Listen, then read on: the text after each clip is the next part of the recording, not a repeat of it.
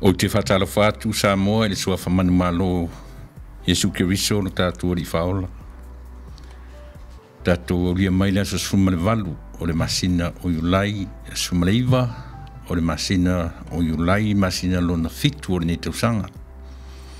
Lona winga le o tātou te atu male awhara tausanga o tātou anga i atu lau whainga malanga sa moa tainane le lalolangi atoa ia i le whai wina o le neitausanga. I ui lava o na o whea ngai sa moa ma le lalolangi atoa i whaingatā ma puapuanga o whaamai pepesi mai. Arvi inga e fo i le atua. Na tere o tu la fo ina le toa tele o i tātou. Toa i titi lava ua a mia tu sa o le malanga le maliu ma le oti. Toa i titi fo i o whata o tolia i whaamai. Pita i o re toa tele o i tātou. O lo o malu pui pui ai a o lofa maleanga le lei o lo tātou mataisili. Melea, tātou te pepese ai, o se ua fia i nā pese ia. Tātou por kalame fo ile nā i te amatanga i, e amatai a o li whaia te whainga lotu te lele nei a laleo, mane kālesia. Ia e pei mātou te amatatu i pese pesenga ma vi i vinga o lo tātou mataisili. Se ua fia i nā peseia. Nā vi i atuia i le atua i pese ma vi inga.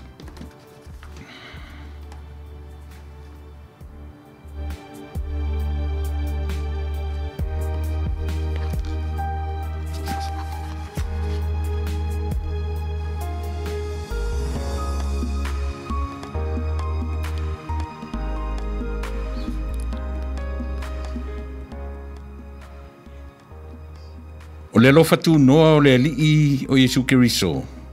Ma le alofa o le atua a toa ma le mafuta whaatasi ma le anganga paia.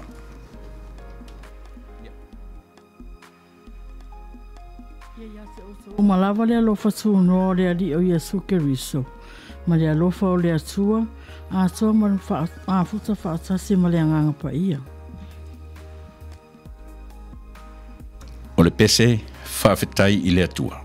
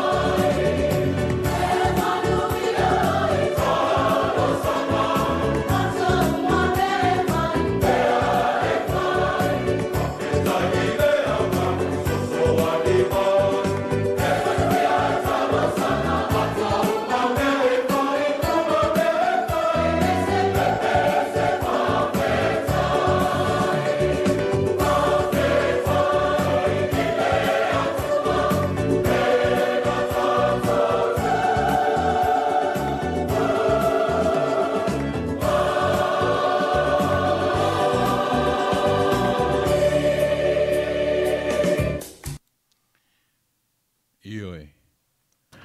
Ai po fea lava e fai iai le whaafitai ar tangata. E po I fo lava le aso e le lanu le atua I sau whaafitai, ma sau whaamanu. O le atua ua alofa fua mai, o le atua ua alofa tele mai. E fiu le tangata e whaafitai, ma whaafitai, ma whaafitai. E le mawhai o na lanu ai le anga le lei whaasoa o lo tātou mataisili. Io tātou whaafitai pia. Le Karesia, le Peace Chapel, ma le pese whaafitai, whaafitai.